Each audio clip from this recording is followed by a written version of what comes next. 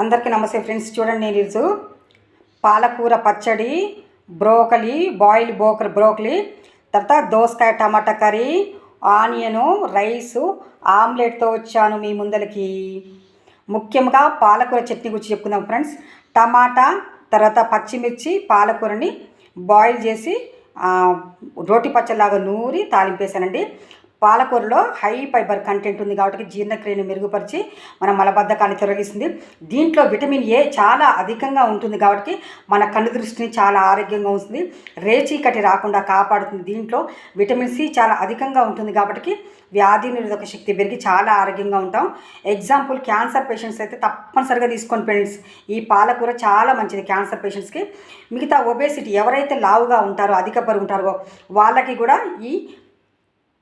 వాళ్ళకి కూడా ఈ పాలకూర పచ్చడి చాలా అవసరం అండి.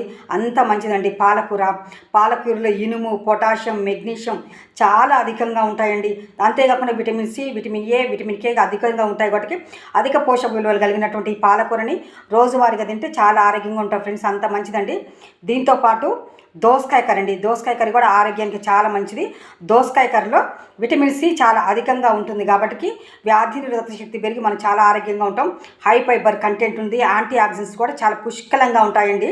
ఈ దోసకాయలో వేసిన టమాటాలో కూడా లైకోపిన్ అధికంగా ఉంటుంది కాబట్టి క్యాన్సర్ సెల్స్ని చంపి చాలా ఆరోగ్యంగా వస్తుంది, మలబద్ధకాన్ని నిరోధిస్తుంది, జీర్ణక్రియని మెరుగుపరుస్తుంది. అంత మంచిదండి ఈ దోసకాయ కర్రీ. చూడండి ఫ్రెండ్స్, ఆమ్లెట్ వల్ల కూడా చాలా ఉపయోగం ఉన్నాయి. ఆమ్లెట్లో అధికంగా ప్రోటీన్ ఉంటుంది కాబట్టి మన ఆరోగ్యానికి శరీరం చాలా మంచిది. మనం వెయిట్ మేనేజ్మెంట్ బాగా జరుగుతుందండి.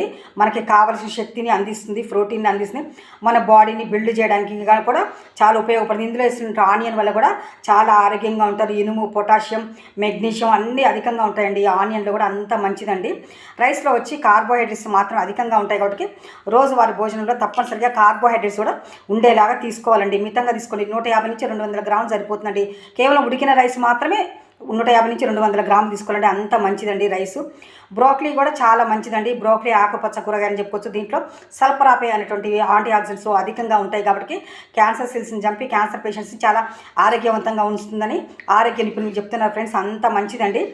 ఆనియన్లో కూడా హై ఫైబర్ కంటెంట్ ఉంది, పొటాషియం, ఇనుము చాలా అధికంగా ఉంటుంది, ఆరోగ్యానికి చాలా మంచిదండి.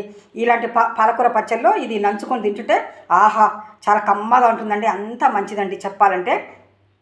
టోటల్గా చెప్పాలంటే ఈ భోజనం బ్యాలెన్స్ డైట్ కింద కూడా తీసుకోవచ్చండి. అంత మంచిదండి. దీంట్లో ప్రోటీన్ ఉంది, కార్బోహైడ్రేట్ ఉంది, ఫైబర్ ఉంది, గ్లూకోజ్ ఉంది, అన్ని రకాల విటమిన్స్, మినరల్స్, పోషక విలువలు ఉన్నటువంటి ఆహారం. Thank you. Please like, share, subscribe.